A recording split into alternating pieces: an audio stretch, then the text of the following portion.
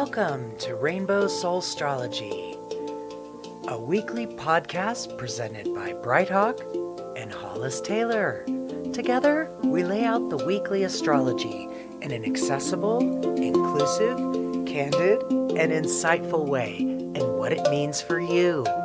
Hollis is amazing. They're a seasoned astrologer and psychic medium. I'm a musician, artist, and storyteller. We love to make the cosmos relatable, which is why we begin by tuning in with a guided meditation, helping all of us ground and center and feel the planetary energies of the week more deeply.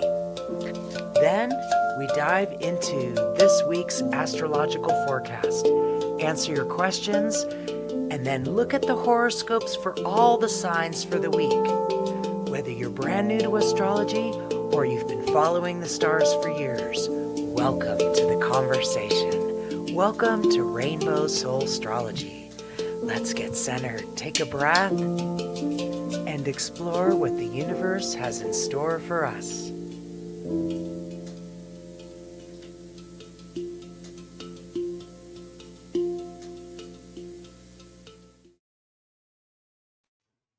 Hello, welcome everyone to Rainbow Soul Astrology Forecast. This is Hollis Taylor. I'm one of your astrologers here today for Rainbow Soul. And, I do all sorts of readings, all different types of astrology. And you can, learn more about me at my website, which is in the description. Hi there, I'm Brighthawk. You can always learn more about me at brighthawkproductions.com and my artwork. I'm a musician, a storyteller, astrologer, and it's always good to be here for our podcast. Yeah. Welcome, everyone. Times in which we live. Thanks. Hi, Tani. Welcome. Welcome, Tani. It's hey, Carrie. Full moon week, my friends. Well, Carrie, we do this every Monday about this time. Okay? Or we try to, anyway. We try to. It doesn't always work out that way, but we try to do it at most Mondays live. So you can ask questions. Some people catch this recorded in the podcast or might watch the recording later on. And even if you have a question, go ahead and put it up there and hopefully I'll see it and catch it. Okay? Good morning. Good evening. Tani said, oh no, don't remind me. I never sleep on full moons. Well, we didn't sleep last night because neither does our dog, apparently. So, all right. Yeah, that'll be a little later in the week. I think it's Wednesday night, Thursday night. So, just take this minute to ground and center ourselves. Come into our center. Just close your eyes and just lean back a minute and just take a minute. Just breathe. And allow just all the tension of your day to drift away.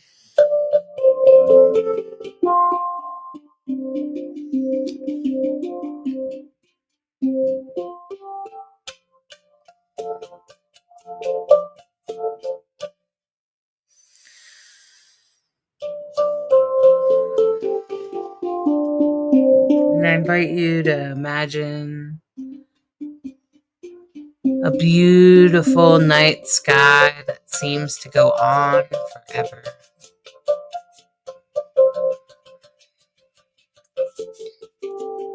And as you stare up into the sky,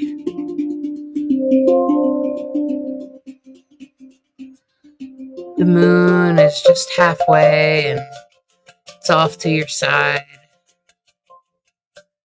But the sky is still full of stars and planets.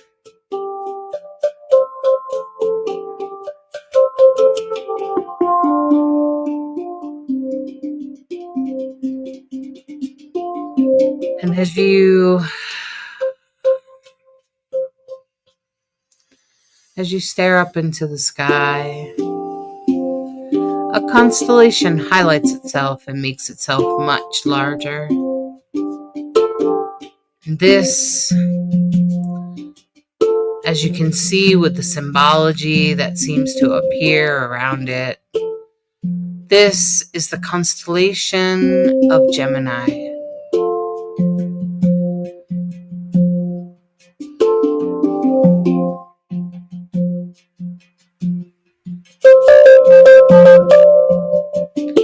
And off, just a little off to the right, a planet is headed its way into Gemini.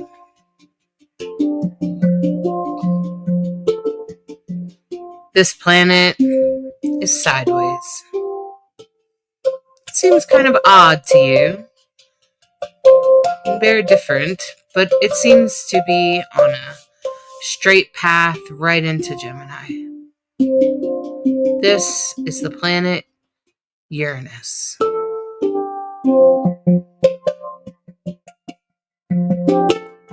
Sideways, different, unique,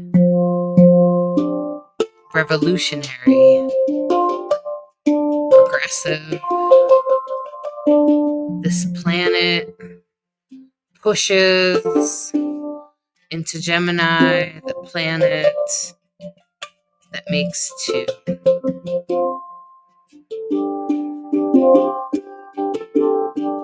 The constellation that holds true that there are two sides to everything,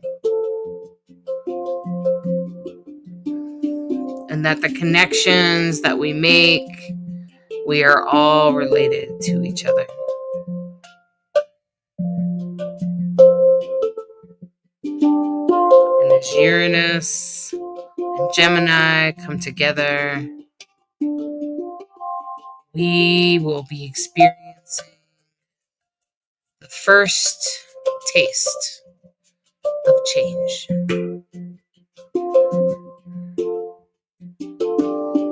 A major shift in the energies, a shift in the universe.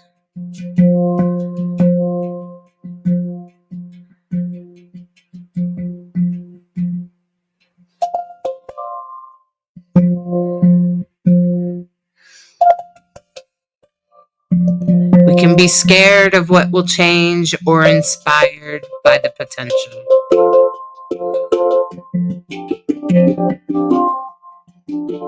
Perspective is always in our own hands.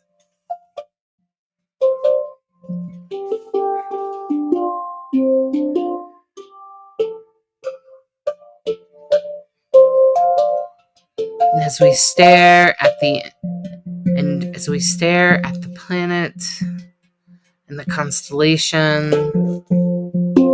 we can feel inspired in our hearts in the potential of our future,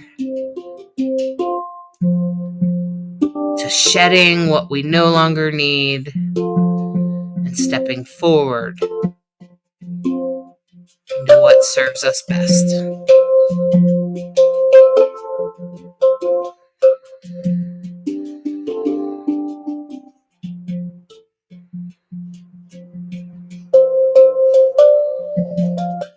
And I invite you to come back to your body, come back into yourself.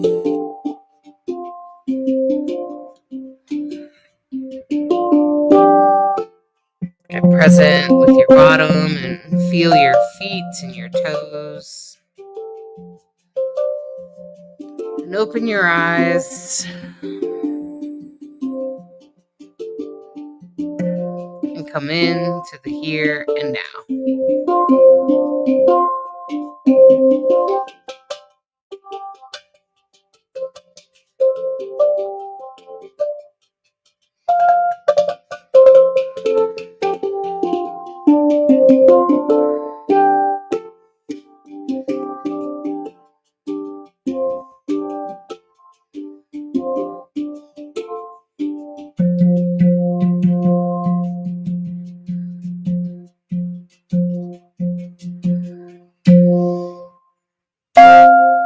Beautiful. Well done, Bright Hawk. Well, thank you. Likewise. All right. Well, I appreciate all of you for being here. And, I appreciate you tuning in to this. It's great to have people with questions and such. Bright Hawk, did you push live in the group? Oh. And it's great to have questions and stuff like that. So just a little heads up of what's happening this week. And we kind of talked about it a little bit last week. Thanks, Tani. Tani said that was awesome. Bright Hawk. Hey, Brandy. So we talked about this a little bit last week about Uranus and Gemini, and Uranus and Gemini is well, it's going to be the first taste of our shift, because this isn't the only time that, and I'm just going to talk about it because it's happened today. So here it is. It's today. And essentially, with Uranus is an evolutionary planet. And when I say that, I mean that it pushes us forward. So it intentionally sort of pushes us into progressive ideas and stuff like that. And what I want to say first is that, first of all, it has been in Taurus for 8 years. For too damn long. Because just ask a Taurian or anybody who has major Taurus placements. Finally, right? Well, and it's not just that. I have like South Node in Taurus, but outside of that, like Taurus is very conservative, right? It's the way we've always done things. Not like a Uranian. Uranian's the opposite, very revolutionary. Saturnian, fixed energy, sometimes the slowest to change, I would say, of all the zodiac. Although once a Taurus decides they're gonna change, yeah, I think they'll change fast once they get there. Get out of their way. Yeah. They're it's as good as done. There's no more waffling once they've decided. It's boom. And I mean, the thing about it is, the reason I'm grateful that it's getting the hell out of there is because Uranus typically shows us a little bit about LGBTQ culture and LGBTQ sort of energy. And the whole time it's been in Taurus, LGBTQ people have been under fire, mostly trans people. And I think that is very much exactly, if you talk to a conservative person that hates trans people, they essentially say that we've always done it this way, which isn't exactly the truth. But as far as they can remember, we've always done it this way. But what's in reality is that, transgender people have been around for thousands, since humanity. Forever.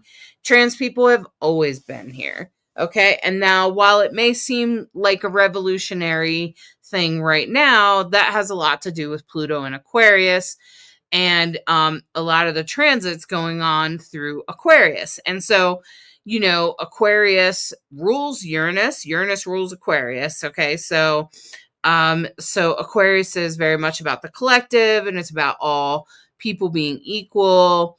And that's why I tend to notice people with strong Aquarius placements are not usually very conservative people. Okay. They're usually very progressive and forward thinking.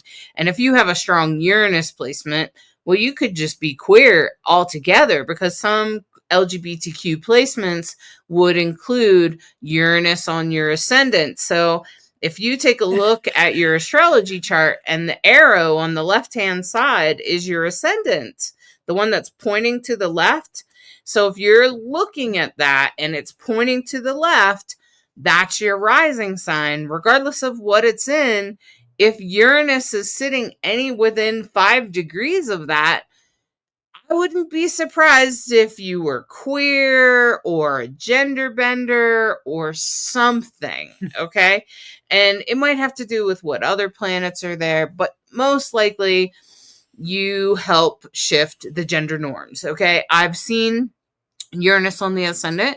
Sometimes those people are non-binary. Sometimes there's another way that they come through, meaning that they come through in a way that's like, for instance, Bright Hawk has Mars in Mars and Virgo. On the Virgo, ascendant. and Virgo is a very feminist sign, and Mars is a very masculine sign, and it's on her ascendant. So what does she do? She goes and does men jobs, right?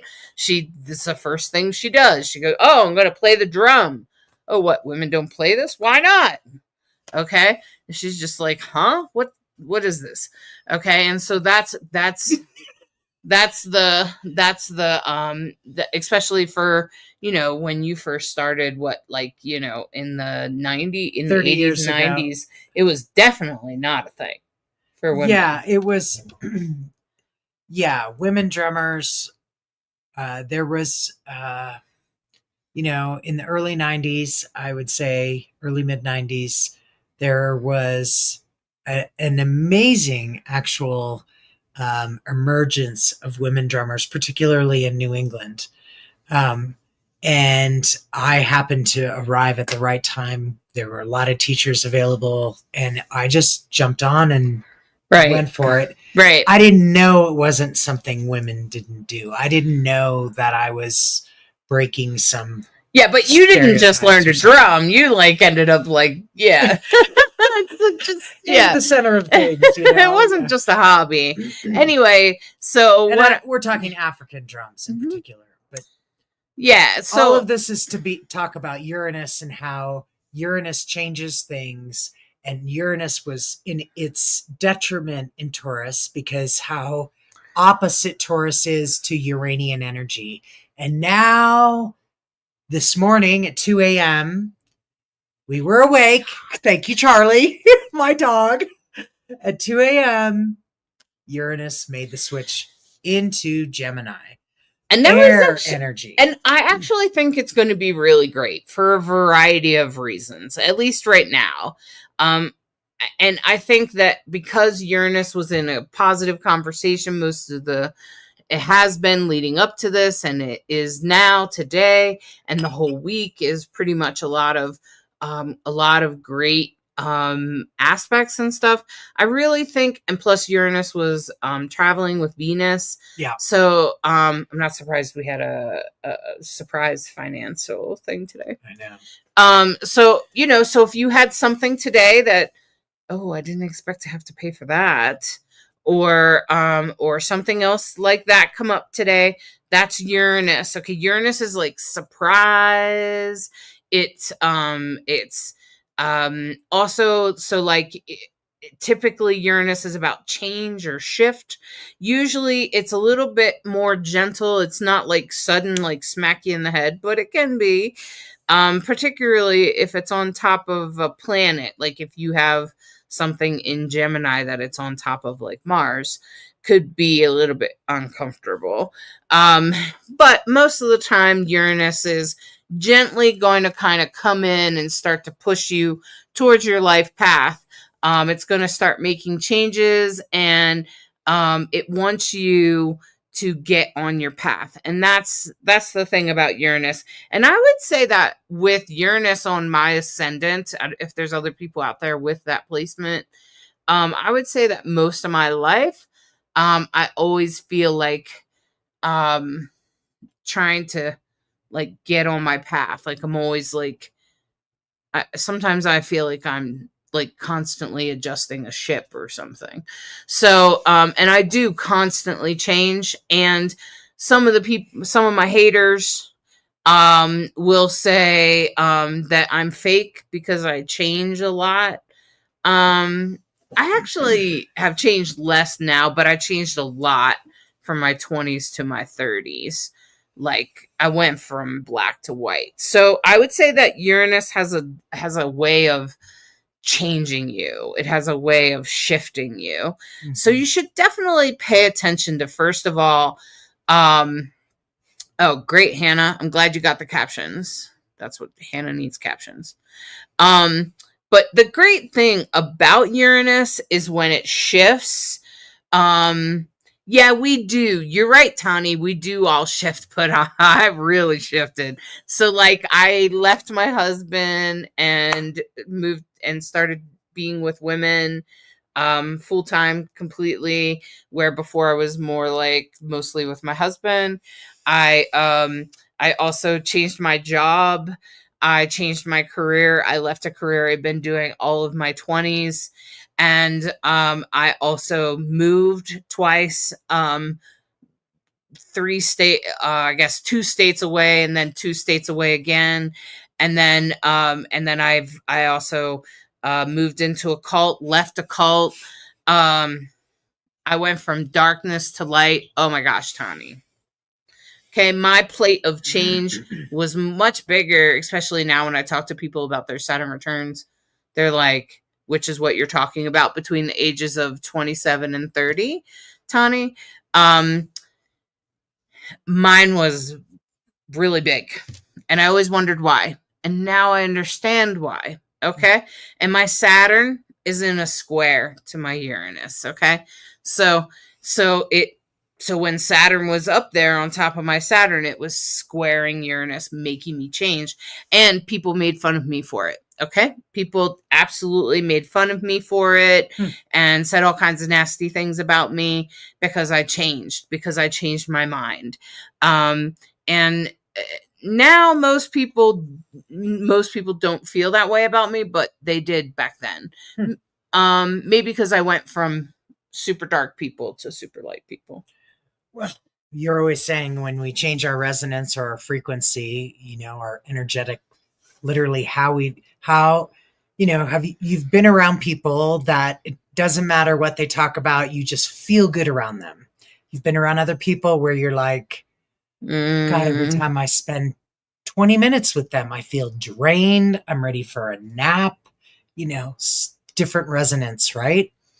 You're always saying when your resonance changes, everything changes. Everything changes. And that's what's happening right now on planet Earth with all of humanity. That's right. As Uranus changes into Gemini, all of our collective resonance is changing from that conservative feeling that we've been feeling, where a lot of us are kind of like, come on, man. Who cares if trans person wants to? Who cares? Like a lot of people, if they did care 6 years ago, they no longer care. Right. Okay. A lot of people want things to change. They are sick and tired of the government. They're sick and tired of the way our money works, because Taurus rules money. It rules investments, and it's ruled by Venus.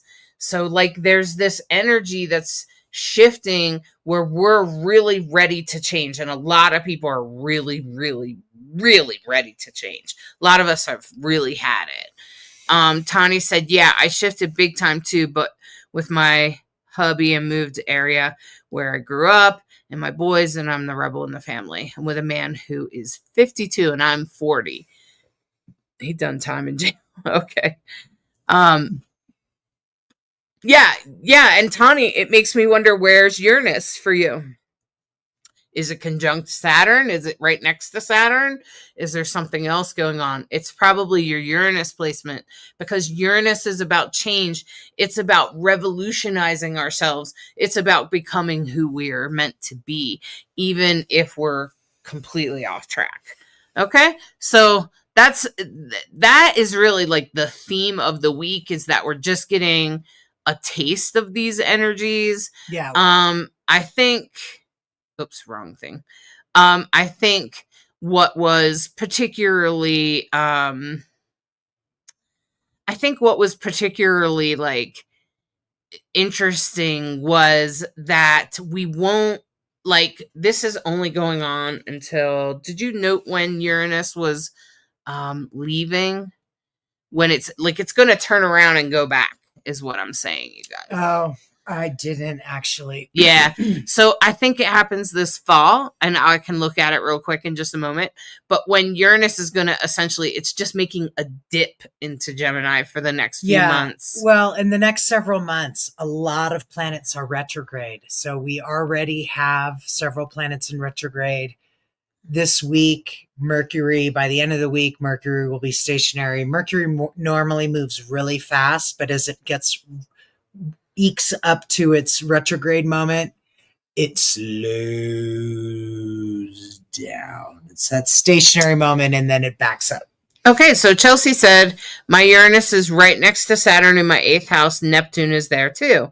So you have a lot going on, Chelsea. And if it's in the 8th house, that means every time you go through your Saturn returns, Saturn is going to also speak to your life path. Man, you probably have some big changes going on in there, Chelsea, especially around your shadow and your connection to the occult. Because that's what the 8th house is all about. It's also about other people's money, sex, death, taxes, everything we don't want to talk about. All right. So Hannah said, my son is turning 18. It feels like this week is the beginning of a huge change. Oh, see, no Hannah? Doubt. Oh, man. Hannah's, is this your youngest? Is this your last child, Hannah? Like, are you like about to have empty nester or what? Yeah.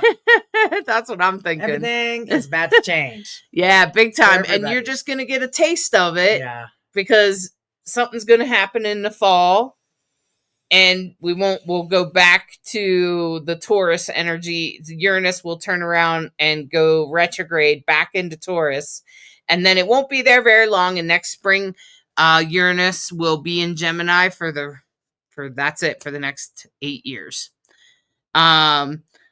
So when we look at today, we can see that, look at all the beautiful blue lines. There's not a whole lot of challenging energy. And I feel the fact that Uranus and Venus are traveling together today. Oh, yeah. So Hannah said, yeah, it's my youngest. My nest is emptying. Okay, Hannah, well, take a look at Gemini. Take a look at Gemini for you. What is Gemini for you? What house is it in? And are there any other planets?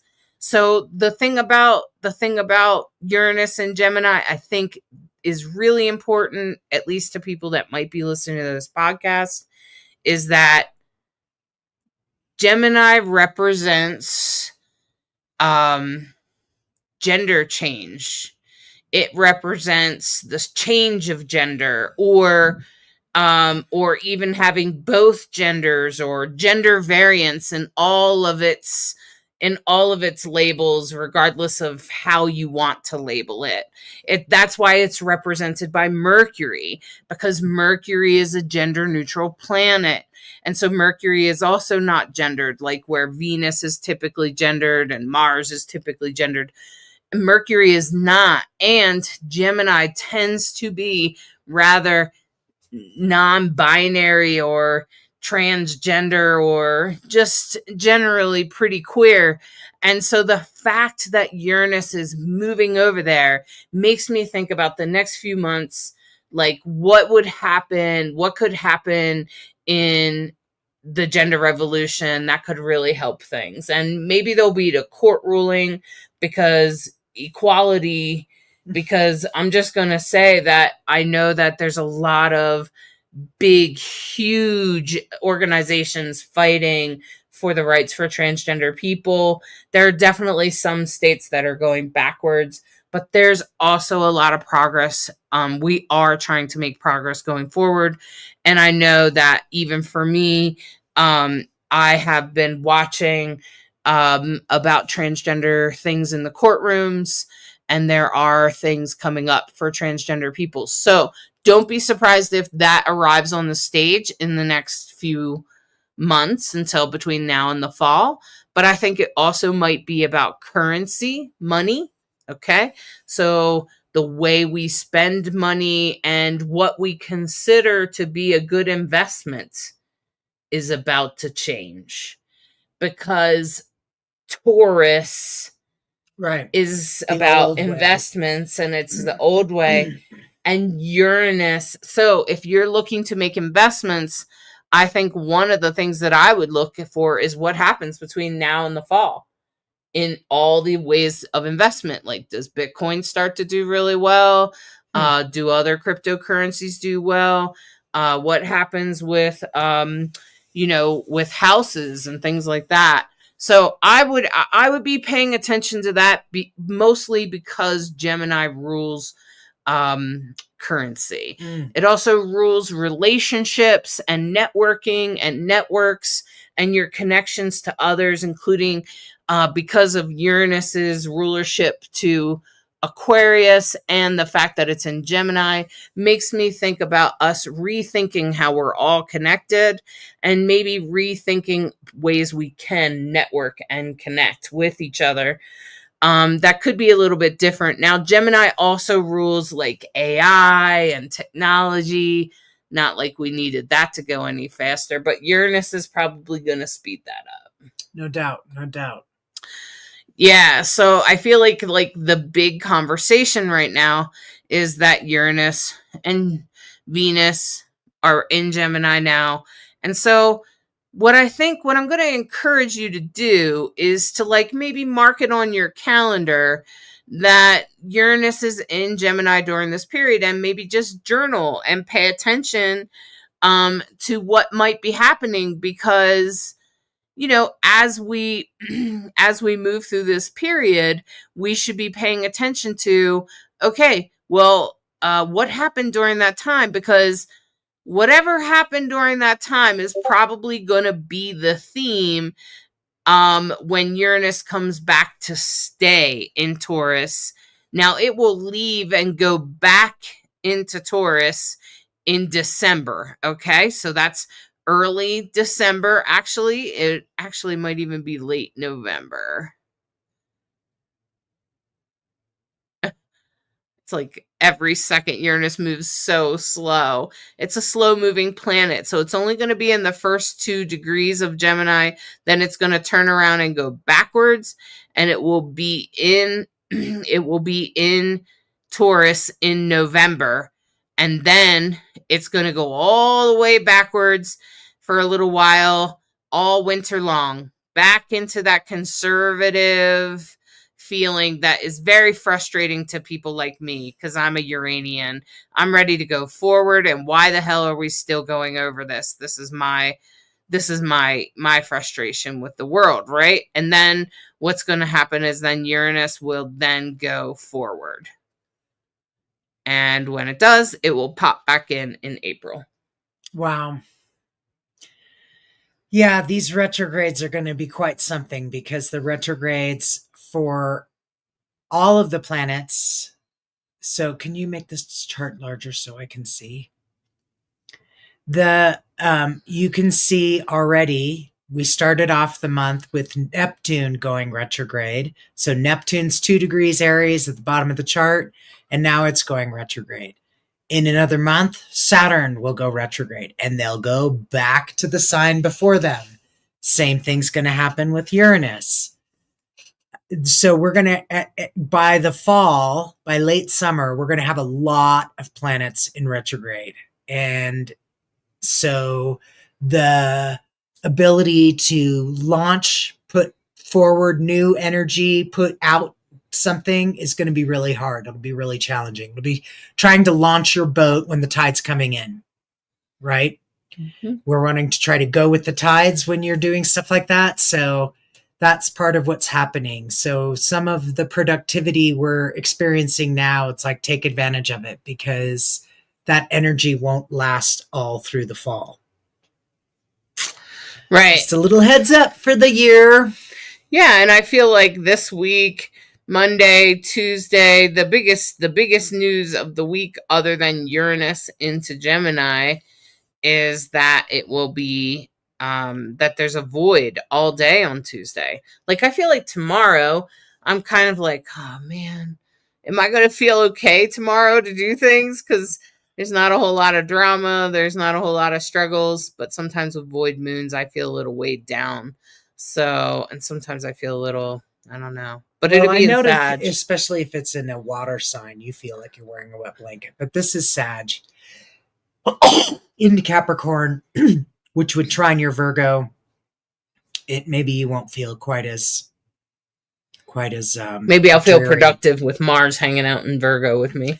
Yeah, but quite the void moons this week. We have some really big void moons.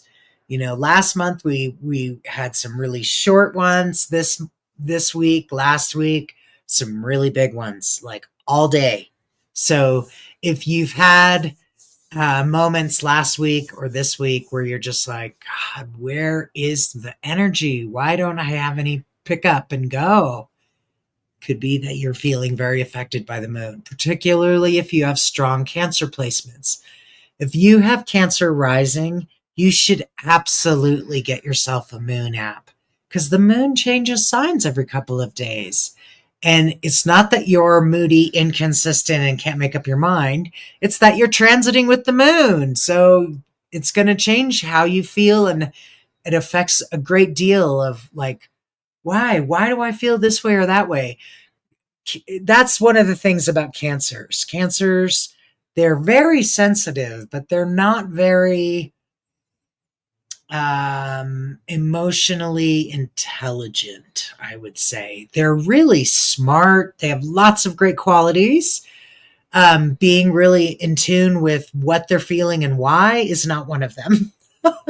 It's a struggle. They're like, what are you talking about? They don't even understand the language you're using when you're talking about feelings. But nevertheless, they're very affected by the moon and how those tides flow. So moon from Sag into Cap, we're talking fire into earth. So if you're a fire or earth or have strong placements in fire or earth, that's the energy we're working with. And of course, if you're listening to us for the first time and you've never heard, what is this term? The void. The void, of course, moon is the in-between. It's when the moon is switching from one sign to the other, from a fire sign to an earth sign, from a mutable sign to a cardinal sign. There are different energies. And so there's this moment that happens, and it's the in-between, and that's called the void moon. And that's when the moon is at its lowest energy. So least amount of drama, least amount of emotional energy. Not a time when you know there's a void moon all day long. That's not the time to try to launch something. Hey, we're doing blah, blah, blah. No. You want to take care of yourself. You want to do good self-care. Take advantage of something, using the energy for the fact that it is chill, no drama, low energy. That kind of vibe. So we like to talk about it because it affects all of us. And depending on your moon placements, it'll tell you a lot about why. Like if it's a water sign transition, I've noticed it's harder for us. For me too, because I don't have very much water in my chart at all. Mm-hmm. So, but at 0 degrees, water signs, maybe when it's leaving water signs is not so bad, but going in, it would be but it would trine my Uranus, which is the only thing at 0. Yeah, I have that 0 Saturn at Pisces. Okay. So yeah, so I think it might depend on the degree and how it lands in your chart, but I think because I've had some void moons that I'm just like, yeah, sometimes they're just quiet and peaceful and lovely, and sometimes they're like, why don't I have any? It really particularly hard if you try to work through them. Yeah. So that might be where my mistake usually is. Yeah. So Tuesday, void moon all day long. And it goes until Wednesday, 9:00 in the morning. Yeah. All the way until 9 a.m. Yeah, exactly. It's kind of wild, isn't it? Yeah. Yeah. And I feel like between the void moons, keeping things kind of chill and quiet, and Uranus and Venus in a trine, Also in a trine to Saturn and Neptune. I feel like it would be very positive. I feel like any surprises that do come up are going to be pretty okay, or you can deal with them somehow. It's not going to be like awfulness. And I think that we'll be navigating most of the week, maybe with a little bit of chill energy, with a little bit of like just relax energy, which I think could be really nice. Sure. Yeah, absolutely. Because then it comes the full moon. Oh, great. So the full moon's on Thursday. Yeah, I would say Wednesday night, Thursday night. You know how that goes, because it really kind of happens during the day, but that's the way it is. So the full moon, Wednesday, Thursday night. Look at that big old mystic rectangle. You can't miss it. If you wondered what a mystic rectangle looks like, there it is. Trines and sextiles. Yep. And the greatest thing about those two is that about the mystic rectangles is that they're usually really destined, and they usually have a lot to do with your fate. If you have that in your natal chart, I do. Those things will be very fated in your life. You'll have a very sort of fated life where you'll get certain things done, or certain things will happen to you. And they'll probably be spiritual things. Okay. So a mystic rectangle usually has some sort of spiritual tie to it, some sort of it may also depend on what planets you're dealing with and what houses they're in, but most of the time it is some sort of thing that you're destined to do that will come together very easily, that will seem to be very easy for you. And usually once I start to describe it in a person's natal chart, when I go through the planets that are involved, because that's usually how you figure it out, exactly what it would be. Most people are like, oh yeah, I didn't even think about that. But they usually then realize that it's something that they do that they just kind of took for granted. And with this is like the sun in Cancer. This has a lot to do with home and taking action in our home. I'm wondering if there could be some blessings as far as like the some of the court cases and things like that. Maybe there might be a positive ruling on Thursday of something that's actually started to go right, especially with the trines with Uranus and Venus into Gemini.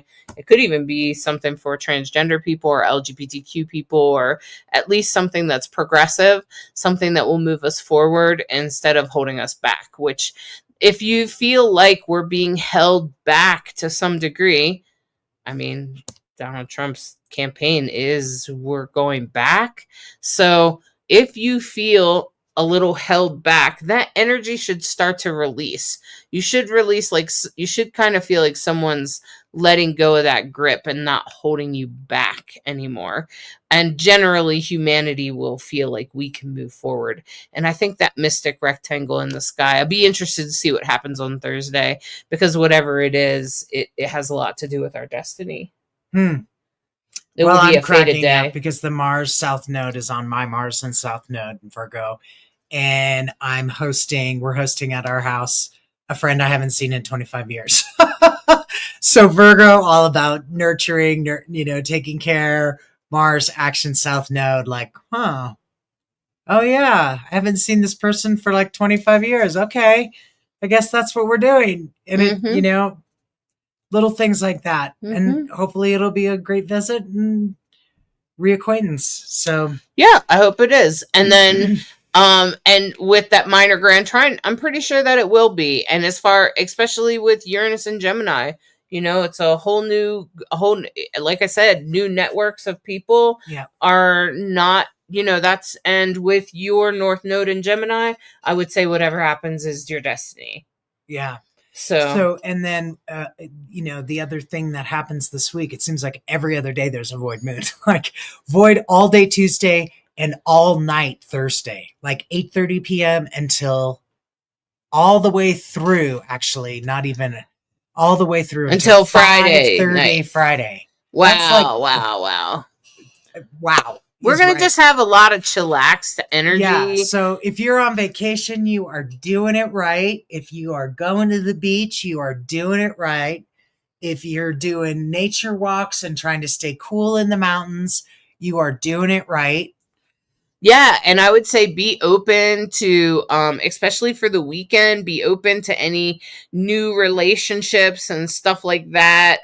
Any kind of openings in that department. The only thing I would be careful of is on Saturday, just double check any details. You're meeting somebody, or there's some sort of place or something like that that you're meeting. You might want to just double check the details, just because Mercury is headed into retrograde and it will be opposite the moon on Saturday. So I would say that just because of its stress, there could be some unnecessary stress.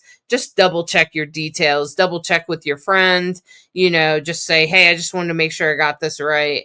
I'm meeting you at this place at this time. And if you meet new people, I want to say this is a great time to meet new people. Venus traveling with Uranus is a really great, it's in a lot of really great aspects. And like I said before, it's also a great time, frankly, to spend money unexpectedly.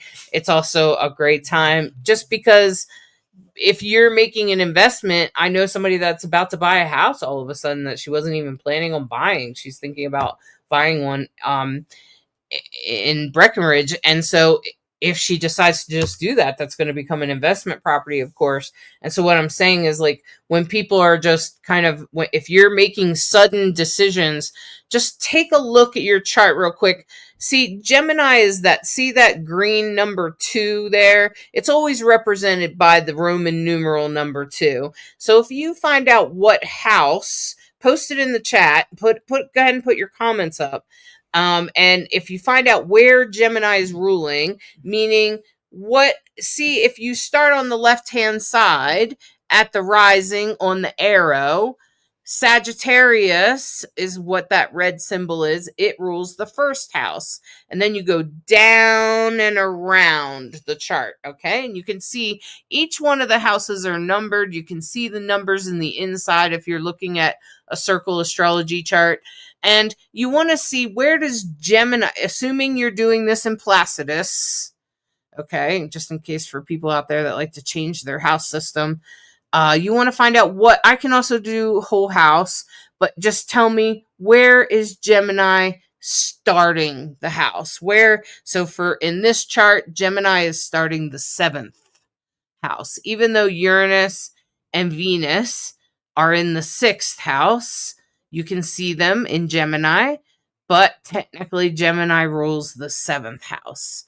And so I would say to this person, what kind of day-to-day relationships? Because the 6th house rules day-to-day, 7th house rules relationships. So then I mix the two together because that's probably the details of what's going on. Okay? So you want to look, so post what house Gemini rules for you. And we'll talk about how Uranus and Gemini, because it's going to probably have to do with either money or relationships and that topic. And for some of you, like I just mentioned, Bright Hawk has North Node in Gemini at the top of her chart, which is her career. And so anything that had to do with work or with expanding her career or anything like that, she should take advantage of it, even if it doesn't work out at first. Because even if it doesn't work out at first, it will lead you to something else, especially in Gemini, because Gemini is all about networking. That is Gemini. So, so make sure you say yes to connections, yes to things. Someone invites you to something, try to go, try to do stuff. And like, here I am certain here, like contemplating what we might do Friday night. So, okay. So, just saying it's going to just, and it keeps changing. And I'm like, okay, Uranus, finish doing what you're going to do and then aim me in the right direction.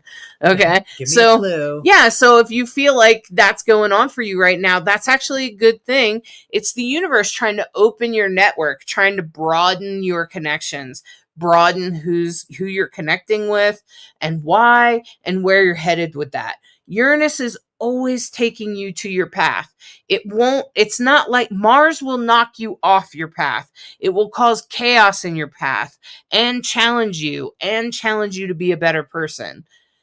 The moon might make you feel emotional, might sabotage you to take yourself off of there because of your emotions or something. Venus might, maybe if it's going retrograde, might make you spend, unnecessarily, but hopefully you learn from that lesson.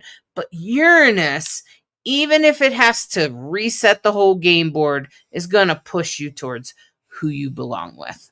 Okay? Yeah, especially traveling with Venus for sure. Mm-hmm. So then again, we have an entire day, Saturday night, and all day Sunday is a void moon. So we have Tuesday, Thursday night and Friday, Saturday night and Sunday are void. Wow. So if you're feeling a little off this week, if you're, thinking, man, I should have taken the week off. I knew this would have been my week for vacation.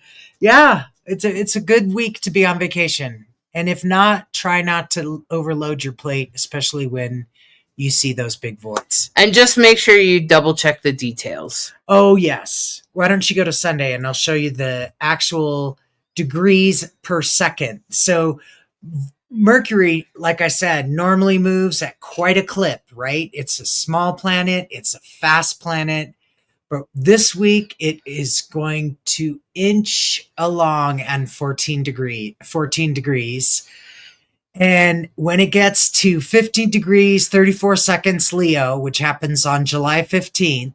Which is next Tuesday. Yeah, it'll be retrograde until all the way back to 4 degrees Leo. So remember the last 2.5 weeks, we've been talking about how Mercury's in its shadow period when it went from 4 degrees to now we're waiting for it to go to 15. Then it's going to trace all the way back. And then it goes direct August 11th. And then all the way back to August 25th, it'll get back to 15 degrees. And then after August 15th, so if you are a Leo, if you, if there's some big dates or things that you can put off decisions, particularly if you are not Mercury retrograde. I'm a Mercury retrograde. So me and 30% of the people out there like me, Mercury retrograde can actually work to your advantage. It's what you're used to. You get what the vibe is. And and again, this is the purpose of our Soul Astrology podcast. It doesn't have to be scary. It doesn't have to be some kind of catastrophic thing. It's a time to review in the energy. It's a time to be aware. And if you know what's coming up in your future and what kind of decisions you're going to be making, like the person that's buying a house has Mercury retrograde, it's okay for them to sign a contract. Anybody signing a contract, though, during Mercury retrograde, boy, check the details.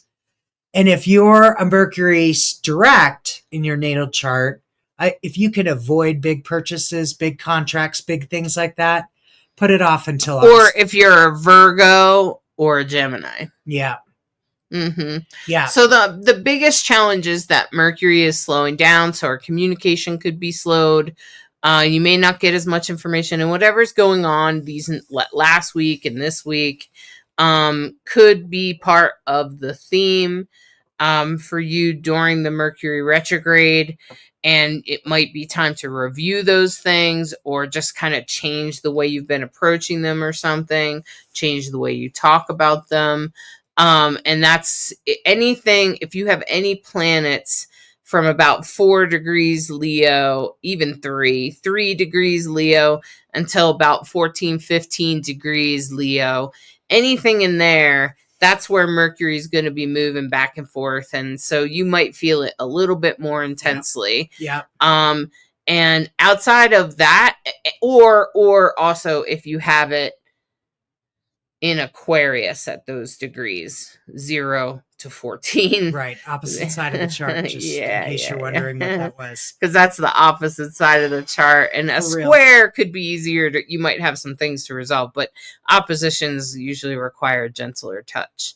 Yeah. And so what I would just say is that could be that's the most challenging thing right now is communication. I noticed my technology is, you know, it's doing what it does, you know, and I know that Uranus entered Gemini today. And I think that creates a little bit of an interaction between Uranus and Mercury. Well, and it's not your rising. So, you know, you feel it more intensely than anybody, I think. Well, I think that also the thing is that Mercury, you know, I have Virgo and Gemini placements. Right. And so I think Mercury rules Virgo and Mercury also rules Gemini. Right. So it's a very important planet to Mercury, to Geminis and Virgos. Right. So if you have placements in either one of those signs, and then you're also already noticing some of the energy because Uranus rules the internet and technology, and so does Gemini. I've already had issues like with my headphones. Like I've just like, and I'm like, oh my God. Okay. And the void moon on Sunday is a great example of the void moon moving out of Earth cardinal energy from Capricorn into Pisces. So this is the one that can kind of feel like a wet blanket on Sunday. I'll be curious if it feels like that.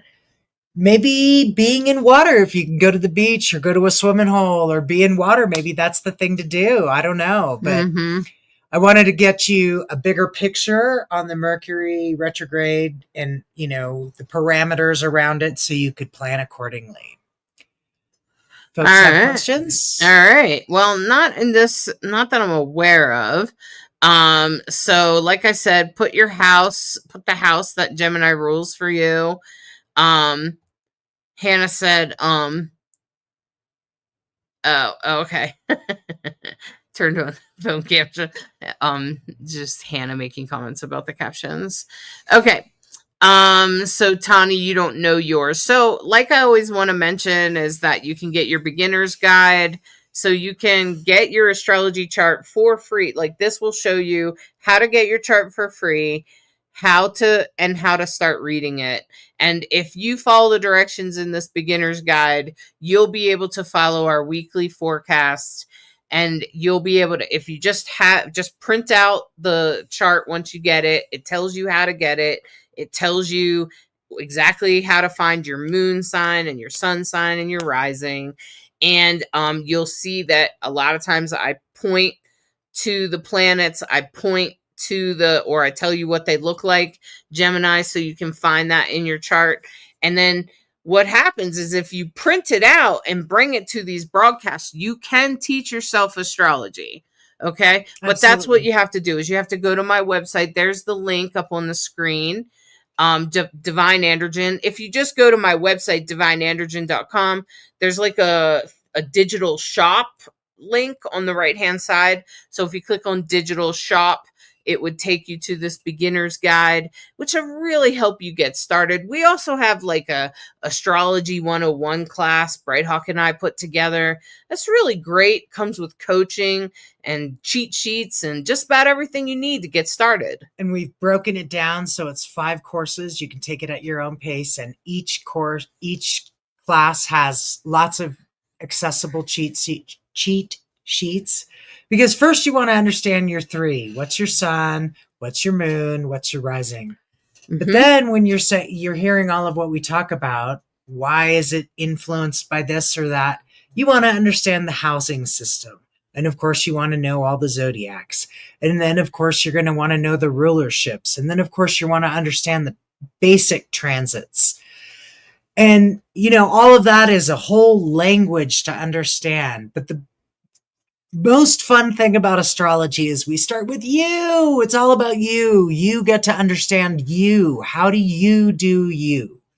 So then if you take the whole course, the amazing thing is Hollis offers 2 one-hour sessions where you can say, okay, I took all the stuff.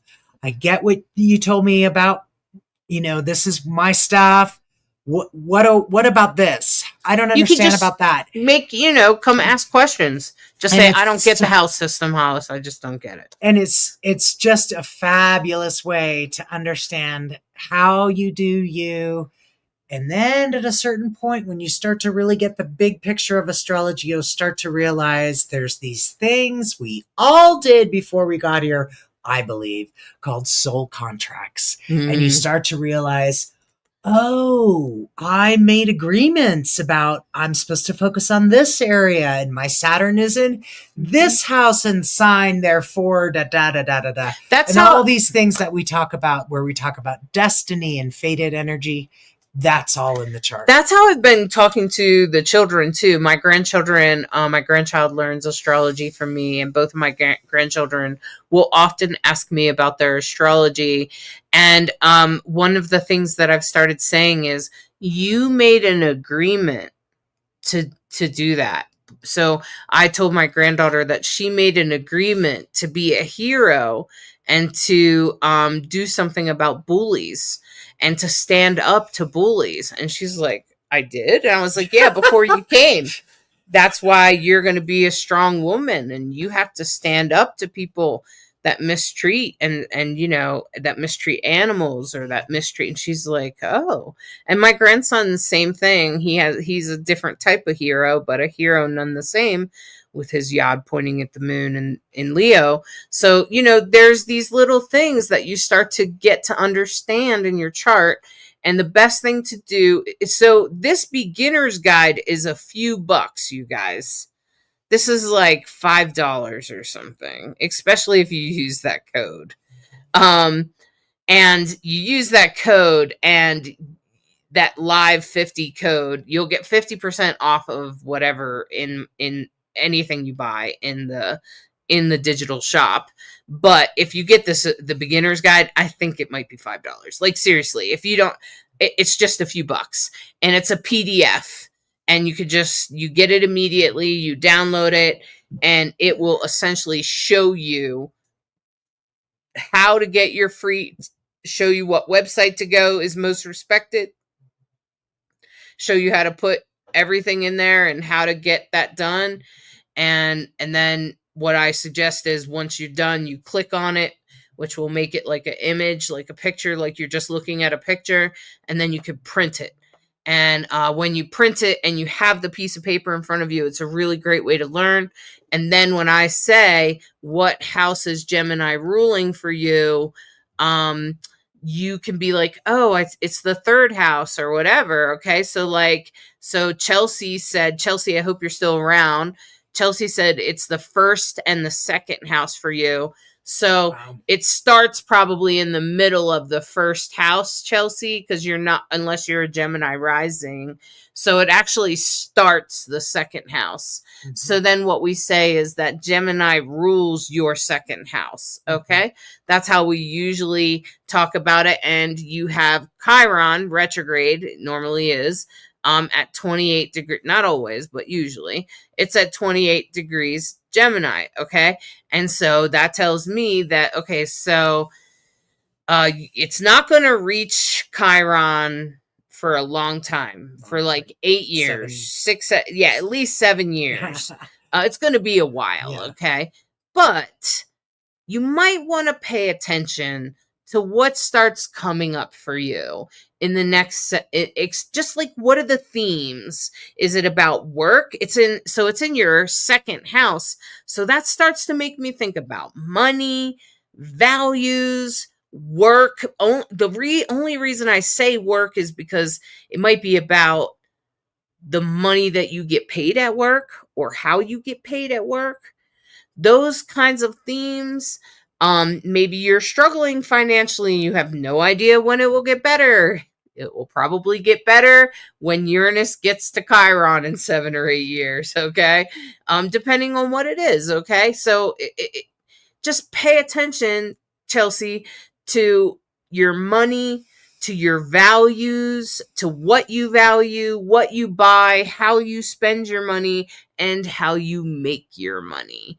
And what you value. Maybe you value money right now, but later you're going to be like, I don't value money anymore. I value my free time. I value my freedom. I value my connections. I value the people I'm connected to. So that's an example of how Uranus could change people. So, so it's in her house of money, and since Chiron is there, it's probably going to heal something you've been dealing with your whole life, Chelsea. It's probably going to lead you to healing that. Something deep within you that maybe you've even been carrying since you were young. So I wouldn't be surprised. And it will probably unfold over the next 7-8 years. So it shouldn't be super intense for you, Chelsea. You probably barely notice it, but I want you to pay attention, and I want you to just note it in your calendar or something that, I noticed, maybe you just put it somewhere in a journal or something, because I know that you're kind of studying astrology a little bit, sort of casually. And Chelsea said, I'm changing jobs next week and trying to figure out if I want to do a huge career shift. Of course you are. Into something more creative, still figuring it out. Yeah, see, Chelsea, and that sounds like and that's the kind of shift where I already know about that shift, and Bright Hawk knows about that shift too. That's why she's over here smiling, because what happens with that is that you're used to getting paid, let's just say, $50 an hour, okay? And you're used to getting paid $50 an hour. And then when you start doing something creative, you're like, well, it took me like 10 hours to do that. I can't charge $500 for that, right? And that's what ends up happening. And you realize that, but you didn't have to go to a place and work. You didn't have to go to someone else's business. I can stay home and do readings for you guys, right?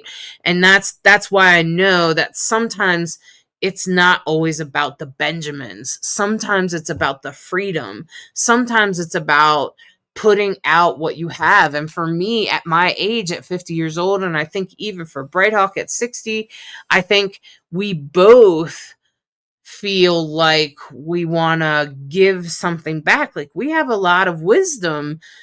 I've lived here for 50 years. I assure you I've learned some things, and I could help guide you. And that's really important to me. And I love to do that. And I think Bright Hawk's also an excellent teacher and has things to pass on. And I think that also becomes a value. It becomes a value to teach. It becomes a value to have a legacy. It becomes a value, and money starts to lose value other than you need it to survive. Yeah, it's really interesting how, what you value when you're in your 20s versus what you value in your 30s, etc. Each decade, I think, is worth reviewing what you really value now. So, of course, what I value now has everything to do with relationship and having a great relationship, being grateful for my great relationship that I couldn't even imagine. Could not have imagined in my 40s. Didn't have the imagination for that. Just didn't have my 40s were my 40s and my 50s were my 50s, It was just not at all the same. They looked so dramatically different. Yeah, and I had to take some time to really imagine my life the way it is, and I agree with you, Brianna. I actually, as Scorpio risings, typically, I think you might be, right, Brianna. Peace is so important. Brianna was saying, yes, happiness and peace is so much more important to me. And the thing about that, Brianna, is that that's did you know that's if you have a strong Scorpio placement, you're probably going to really desire peace. And I have Uranus, which you don't really think of peace when you think of Uranus. Remember what I've told you about. It's all about turning the tables and messing things up and stirring the pot and making new things and going forward. But Uranus and Scorpio needs inner peace.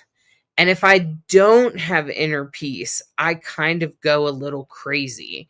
So I totally get it, Brianna, because inner peace for me is happiness. Yeah. And so sometimes people will even say, what makes you happy, Hollis? Or what do you do that is your fun thing? And it's kind of hard to say, where I'm like, inner peace. And I know it doesn't exactly sound fun to people, but that's really what's important to me. And what they're saying is that happiness is valuable to them. And what I'm saying is peace is valuable to me. Yeah. Yeah. And that's because of the Scorpio placement. And Uranus tends to do things differently, even if it means to not think the same things are funny, right? Or whatever. Yeah. Okay. So like I have that. I'm a total Uranian. Uranus is on my ascendant. It's at 0 degrees, which is at its purest. So if you have any planet, by the way, Bright Hawk, if you have any planet that is at 0 degrees, anything, it's its purest. Yes. So you're the purest of the moon. I'm the purest of Uranians, which is kind of what makes me have integrity, even if it might hurt me. Okay. And so, and so that's just part of who I am. And that's Uranus and Scorpio at 0 degrees on the ascendant.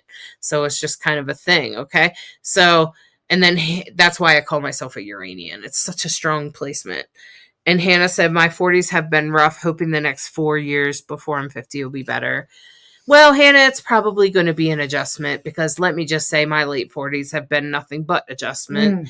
And I think Bright Hawk, yours was kind of the same way. Yeah, it was kind of the Chiron. You're kind of, so that what's happening, Hannah, is you're having a transit similar to a Saturn return, except it's called a Chiron return. And Chiron returns to the sign it was in when you were born.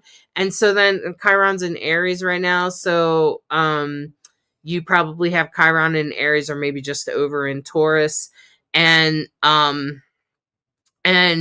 you know, it's the you know, the thing about Chiron is, yes, it's about your wound. It's about whatever hurt you, especially as a child, as a young person, even now, even past relationships, past love. That's gotta change. So like mine's in the 6th house, which tends to show, and it also carries my, health, right? So, you know, with Chiron there, it's all the things you inherit. It's all the things that happen to you as a child, all those things. So you're probably going to have to work on healing those, Hannah. If you work on healing your wounds, any wounds that emerge, including loneliness, including feeling disconnected, including feeling anything that is resonating from your childhood, those are the things that you want to focus on right now, because you're in a Chiron returns. And the more you focus on those, the easier and the gentler the change will be for you, Hannah. Because if you fight against it and just constantly try to make things better, it's not going to land you in a good place. Instead, take a look at the wounds. When you feel insecure, say, whoa, why am I feeling so insecure right now? Whoa, why am I feeling so sensitive right now? What am I really feeling right now? Keep doing some inner reflection, shadow work. Get yourself a book about shadow work. Do that kind of stuff right now. I don't know where Chiron is in your chart, but that would help me. If you can find Chiron, it looks like a key, and it looks in your chart. Brianna said, I crave it and I hate when I don't feel it. Yep. Oh, Tony, you got your beginner's guide. Great. Great. And you'll have your chart next week. So then next week, have your chart printed, Tony, or at least have it up on your phone. I like printing it because then you can like make little notes about it, like circle it and be like, okay, this is Chiron, right? You know, because learning the symbology is the symbols that are being used in the chart is like the hardest part. Okay. So Chelsea's comment, let's bring that up. Yeah. So Chelsea said, I'm just going to say, because I'm going to speak to this because I have 0 degree placements. And so I know this really well. So the first thing I hear when you say a 0 degree Virgo sun and a 0 degree Capricorn moon, this child is grounded. earth, right? Super grounded. And it's going to be really important that they be grounded and that they have routine. And I'm also going to say the 0-degree Capricorn is a world point. So she could become very well known for something. World points, that's what they mean. They mean people with very famous, or her child could become famous people often have world points in their chart that point exactly to it. It also depends on what house it is. If it's on the top of the chart, it indicates things like that. Again, like Hollis said, 0 degrees as well as 29 degrees. These are called anaretic degrees in astrology, and they are the purest of the sign. So when you're listening to astrology, I will always listen to and pay attention to what was right before. If you're right on that edge, we call it a cusp. So there's cusp meanings to each one of those, and you can look those up and it'll tell you even more about, oh, this cuspy thing, what this means, what that means. The cusp that I'm born under, Sag into Capricorn, I think we're something like change the world, something like that. No pressure. No pressure. Okay. And also I want to say, because it's her moon at 0 degrees, she could be the mother, because moon indicates motherhood, and she could easily be the mother of someone famous. Oh, yeah. Okay. And so then Hannah said, so I should look at where my Chiron is at and focus on that wound as I make those transitions. Yeah, figure out what house it's in, and I'm pretty sure it's probably in Aries right now, because that's what happens in your late 40s is Chiron starts to approach. It could be in Gemini, and then not Gemini. No. What's after Aries is shoot. What's after Aries? Taurus. Right. Mm-hmm. It could be in Taurus. So it's either in Aries or Taurus.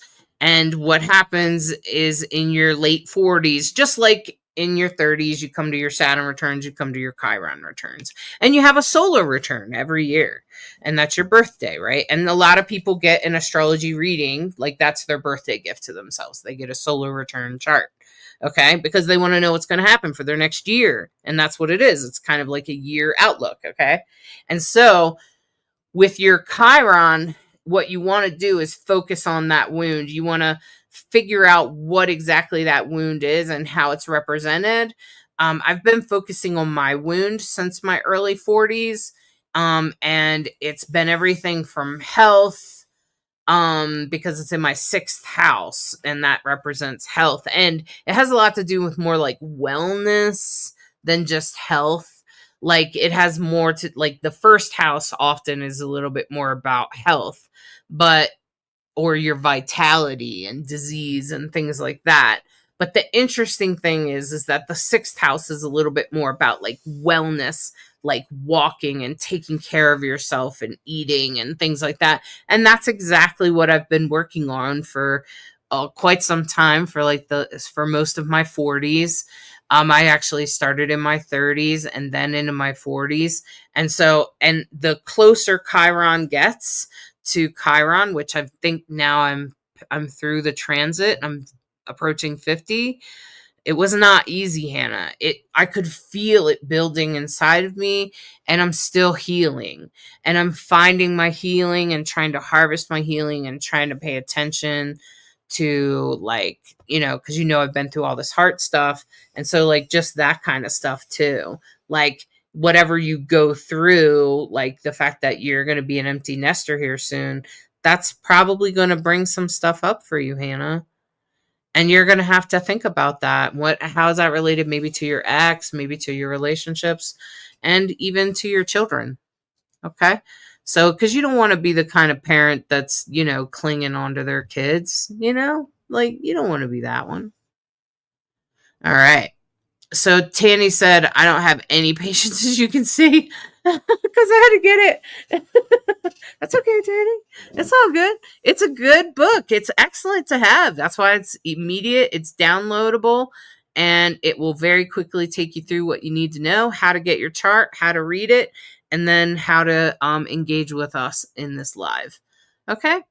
So Hannah said, thanks for the advice. I've been working on relationships. Yeah, I'm wondering if it's in your 7th house or something, Hannah, or in your 5th house, and how to get out of being such an introvert and not getting out of my apartment to meet people.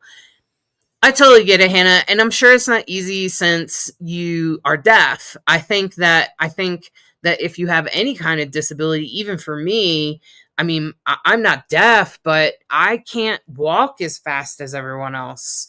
And I always want to do these, when I look at social things, I'm like, oh, let's go on this hike, or let's go on this thing where we go do something together with people. And what ends up happening is everybody else can walk and I can't keep up. Okay. Just like, when you met us at Red Rocks, right? It was like the steps, I had to take it slow, right? You know, and that kind of thing is hard, and we all have our things. So try to remember that everybody's got their thing, and you know, you can always hang out with us. And Tani said, I'm so excited. Thank you so much. I'll be working on it as soon as I get the dog back. That's what we're going to do too, Tani. So that's what we're about to do. Take our dog for a walk. I'm so glad you're doing the same thing. We're going to do that. It's hilarious that we're all doing the same thing at the same time. Okay. But anyway, everyone. So are you going to do any readings? Oh, yeah. Shoot, I forgot. Oh my gosh.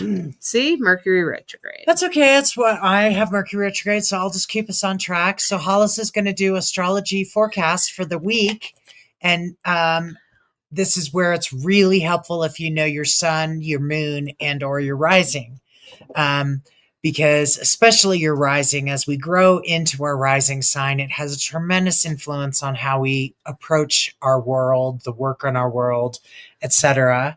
And then after Hollis does the forecast for all 12 zodiacs, they'll do a quick 3-card pull for the past, the present, and the future, and then we'll wrap it up. Mm-hmm. So I'm going to talk about Uranus and Venus's Uranus moving into Gemini for this week's horoscope.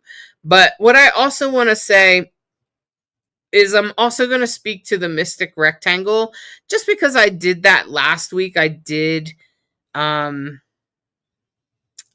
Uranus and Venus. I mostly focused on Venus, so I will still focus on Uranus. Okay. But I'm also going to, I think the mystic rectangle is Thursday. Am I right? Yeah, it's with the full moon. Okay. Thursday. The full moon is Thursday night? Thursday. Wednesday, Thursday. Okay, Wednesday, Thursday. Okay, thank you. And that way I can, let me just leave it on Aries and go back a couple days or one day. I'm actually going to do it for that. All right.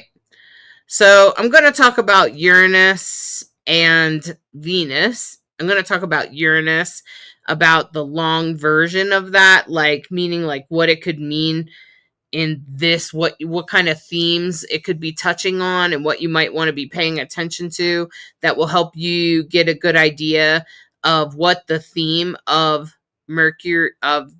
Uranus in Gemini will be. And also just to pay attention, it will also be, and I think I'm just going to focus on Uranus because I can't get the mystic rectangle to be for all the signs. That's very interesting. Did you watch you? Yeah, you watched me dance around it. Yeah, exactly. Fascinating. So first we're going to start with Aries, Sun, Moon, and Rising. So first I'm going to share this. Oops. I'm going to share the astrology chart. So these are the horoscopes for this week. And actually, I'm going to say that this is like your horoscope for like the next, until the fall at the very least, or what is going to be the theme of Uranus's transit through this house for you. Okay. And so the first one is going to be for Aries, Sun, Moon, and Rising. This is for Aries, Sun, Moon, and Rising. Aries, Uranus is entering into your second house. So that's going to be about money. Okay. So Aries, this is going to be about money and what you value. So what I really want you to pay attention to how things might shift for you around what you value or what's important to you, or how you make your money and how you spend your money, particularly how that's working for you. And I'm going to suggest that there's some great changes coming to you about money. It could also be about the about the type of money that you use. Like maybe you start using cryptocurrency, or maybe you start investing in stocks or something, okay, or something else. Or any other kind of networking or anything like that has to do with money and how you spend it. Okay. And your values and what you spend money on. Okay, Aries. So I want you to be thinking that between now and December, how is that shifting for me? What am I having to shift? What am I having to review? What am I having to rethink about? Where should I shift in relation to that, Aries, especially around money? Okay. And the next is Taurus. And Taurus, this is for Taurus, sun, moon, and rising. This is really going to be about your identity, Taurus. This is very much about how you feel about yourself and how you present yourself to the world, and what parts of you people get to see and what they get to know about and what they don't, and how you might be changing parts of that, or even realizing some things about yourself. If you're waking up to new parts of yourself, I really want you to pay attention about how you feel about yourself between now and December. Like, how do you view yourself, and what kind of identity are you taking on, and how are you thinking about yourself, and how does that feel? Because that's really what it's going to be, this theme of, while Uranus for the next 8 years is pretty much transiting Gemini, you're going to be changing your identity. Maybe instead of being a loner, you're gonna, work with others, or team up with others, or partner. Maybe you will get a new partnership, and that changes your identity as a person, or maybe you'll break up and you'll be single. Okay, so Taurus, whatever it is, it's probably going to have to do with like your money and and like your relationships and things like that. Okay. Now what just happened here? Okay.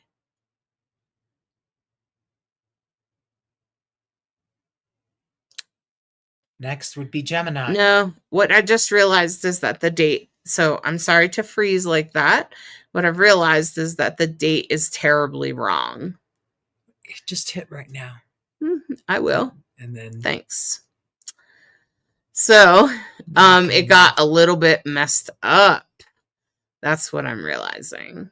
Somehow, maybe when I changed the hours or something.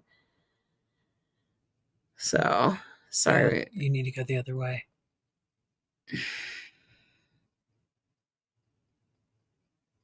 Keep going. You're going by the hours, and you're only on Tuesday, and you really want to be on Thursday.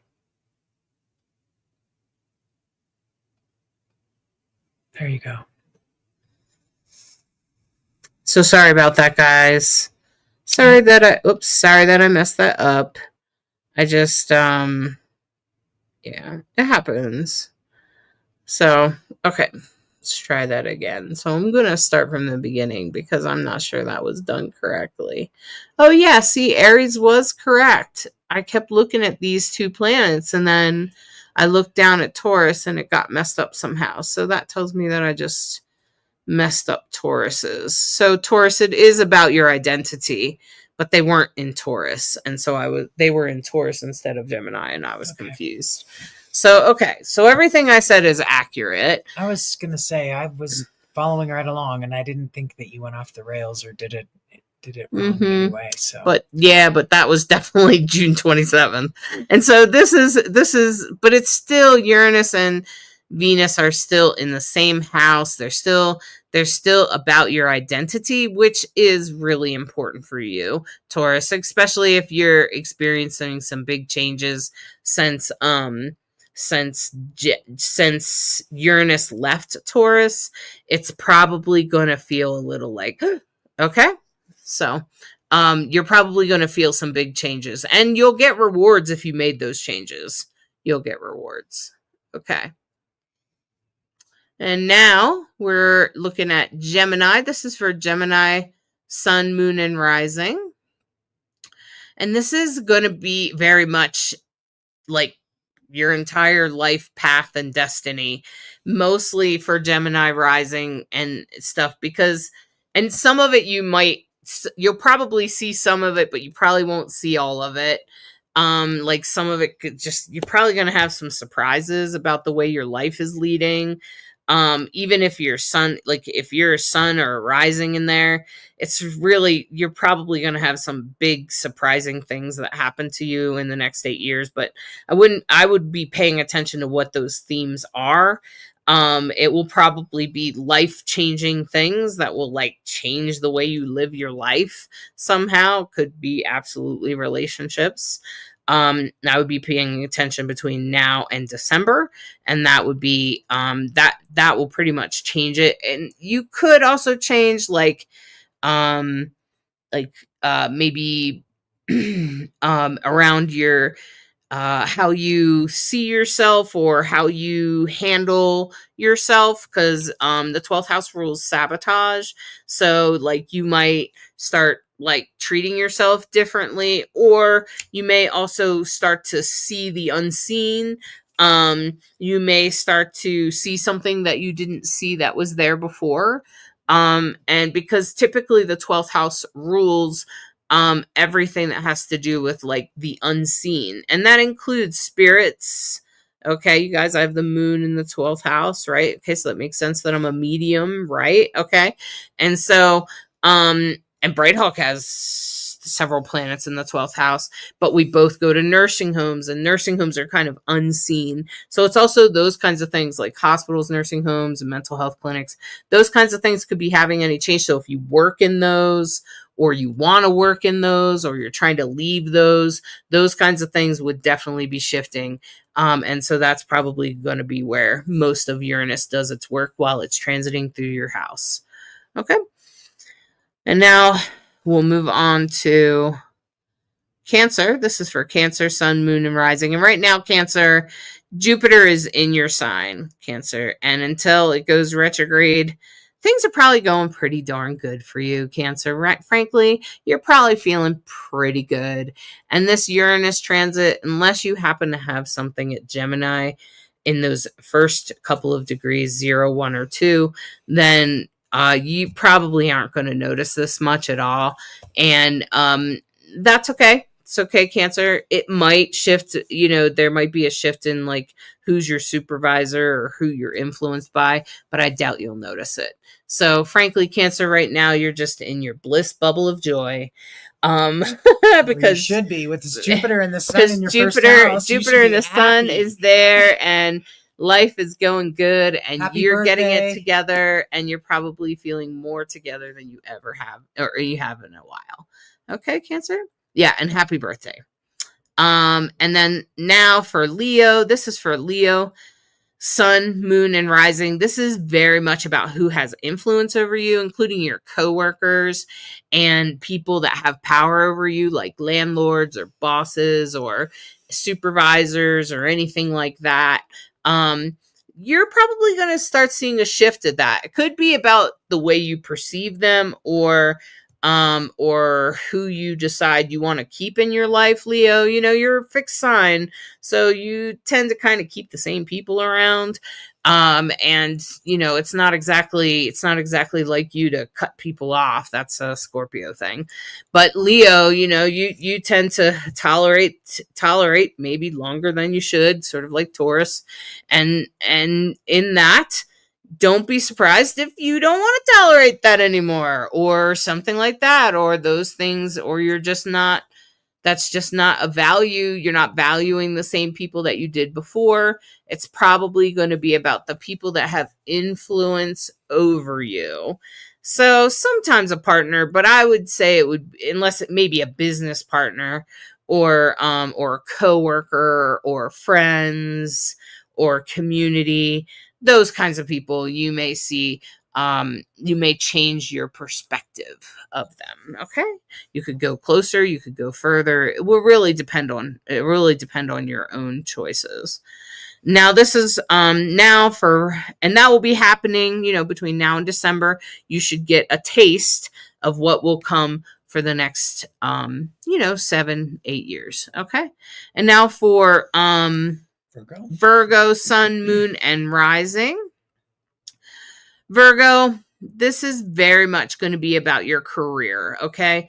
This is going to be about what you do in the world and what you offer in the world, how you present yourself to the world. What do you offer exactly? Particularly for Virgo rising, I think this is just going to shift you, there's just going to be a nice big shift that could be a little bit, it could mean that you have to shift the way you think about things, or maybe not everything works out right away, but they will smooth out and you will get on your path. So, just be ready for some speed bumps, and then, that's how change is. That's how change goes, right? It's always a little bit of speed bumps. It's always going to be hard the first couple of times you try to do something right. We all know that. And so just stay on track, stay on your path, Virgo, because it is leading you to someplace good. And I know you have the faith to get yourself there. So just pay attention. It's probably going to have something to do with your career or whatever you offer the world. So if you volunteer, even if you don't work, if there's something else that you do, or what you put out in the world, or what you do all day long. Like if you go to school, it will be about that. Okay. So that would be Virgo, sun, moon, and rising. And the next is Libra. Now this is for Libra, sun, moon, and rising. Libra, this has everything to do with spiritual awakenings for you, or higher learning, college. This could really push you to upgrading your education or pushing forward in your education.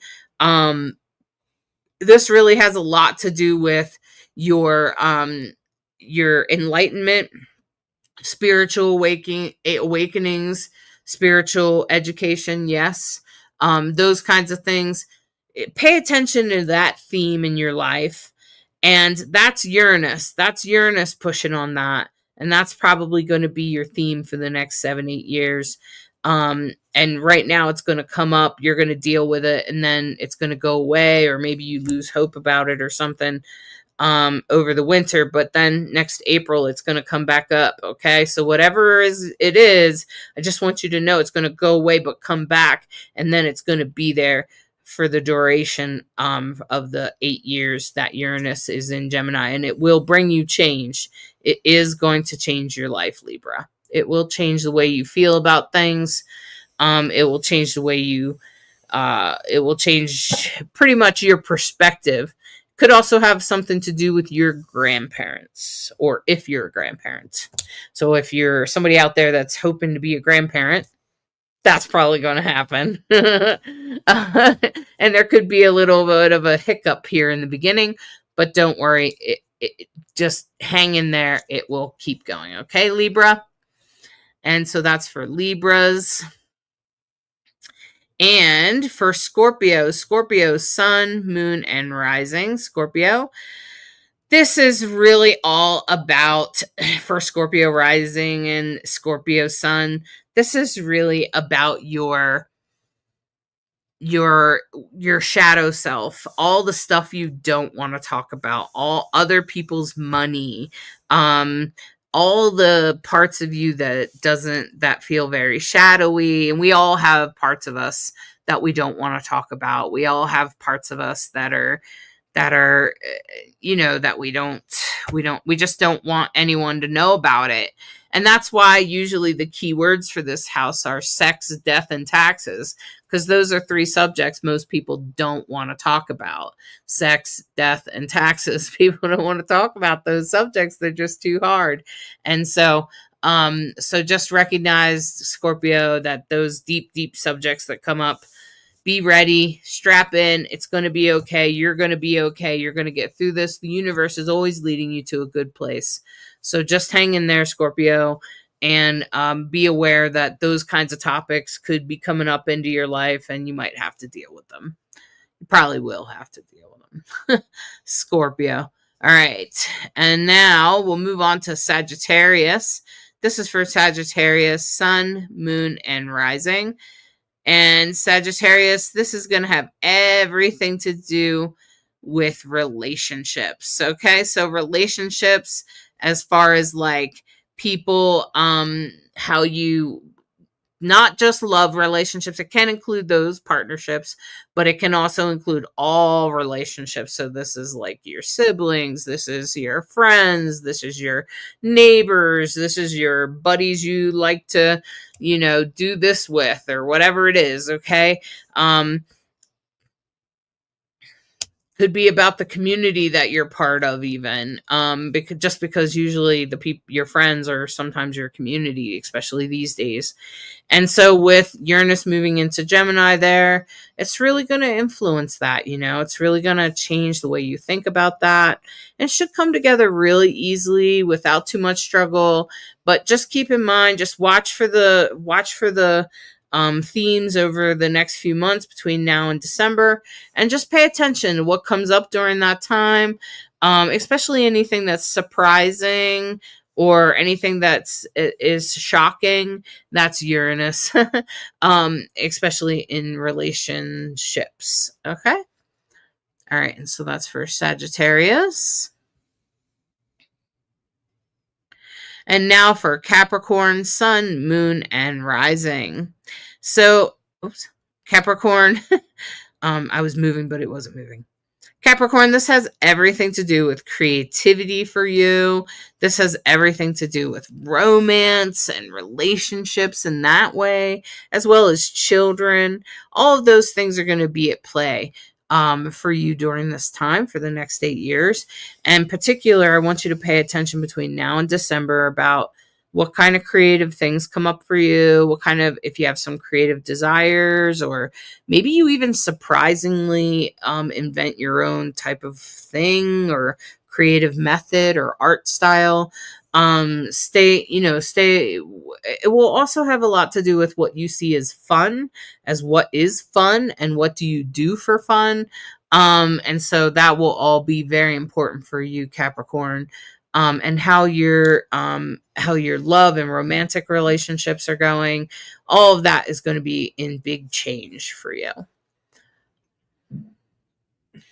And then Aquarius. This is for Aquarius, Sun, Moon, and Rising Aquarius. This is going to really have to do with your home or where you live or what you see as home, Aquarius. This is going to have everything to do with how you live in your home.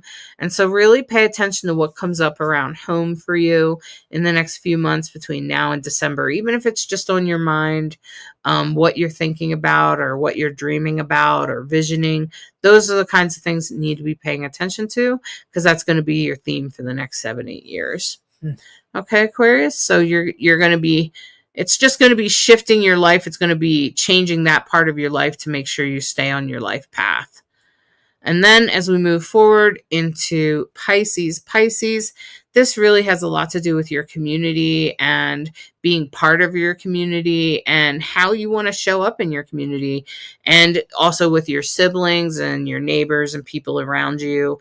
All of that is going to be a big part of the theme, including for the next few months into December.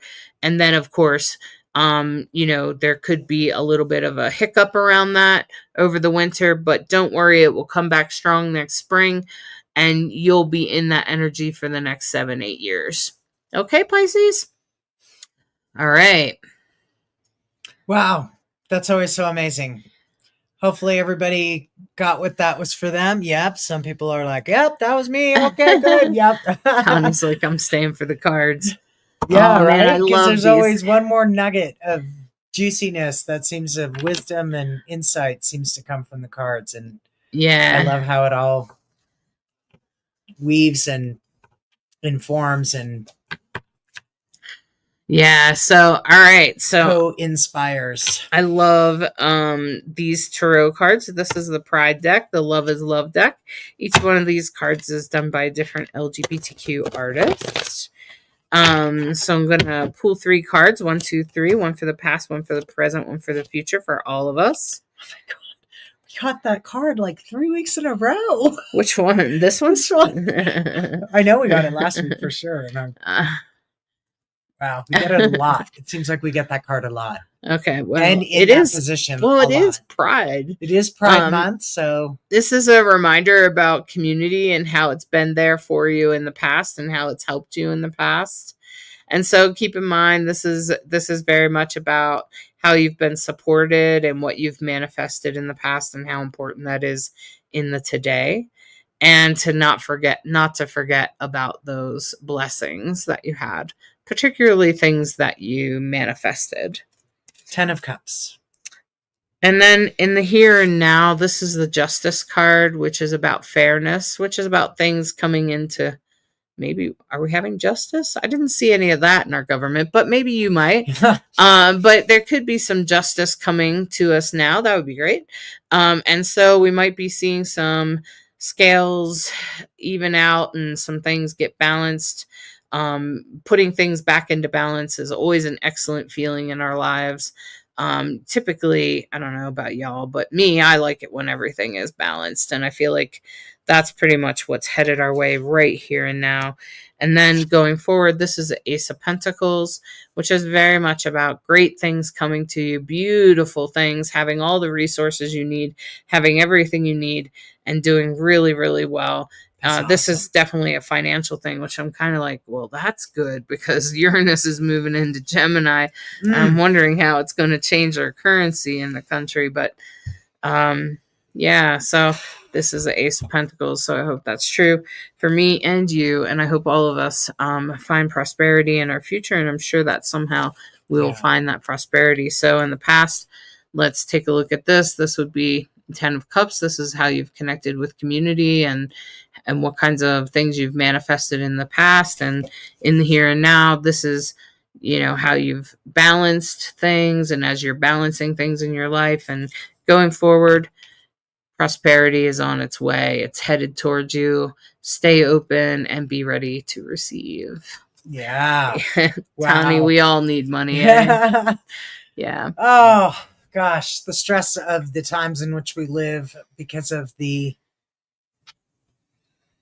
political situation around us. I just continuously pray that all people are taken care of, that we live in peace and we find ways to create and make more peace, because it just seems like there's evidence everywhere for it can change in a heartbeat. And may your week be beautiful and blessed. May the void moons be gentle and help you just enjoy your week. Just like, okay, well, I'm just going to take it easy. And may you have beautiful flow in your week. I hope it all goes really well. And thanks so much for listening to Rainbow Soul Astrology. Make sure that you hit that little bell so you know when we're going live. And thanks so much for sharing with anyone and subscribing. We really appreciate any assistance in that manner because it really helps get the word out. And it's way more fun when people are listening and we get to have these great conversations. Awesome. So have a great week. Thanks for listening to Rainbow Soul Astrology, where we try to be a bridge between you and the stars. Bye-bye. Have a great week. Thanks so much for spending time with us this week. We hope you're feeling more connected to the cosmic energies in your life and what works for you. We send you lots of love on your journey. If you enjoyed today's show, please hit that subscribe button. It really helps reach more people who could use some cosmic guidance. Hey, and don't forget to share this episode with anyone who might need or want to hear it. And we love hearing from you. So drop us a comment and let us know what resonated most for you, or if you'd like to hear something new next week. Your questions and feedback make us better. Want to join us live? Subscribe! Catch us on Facebook and YouTube. And that's where you can ask real-time questions and be part of the Rainbow Soul Astrology community while it happens. Until next week, trust your intuition, follow your inner wisdom, and remember, the stars are always supporting your journey. Thanks for listening to Rainbow Soul Astrology, where we try to be a bridge between you and the stars.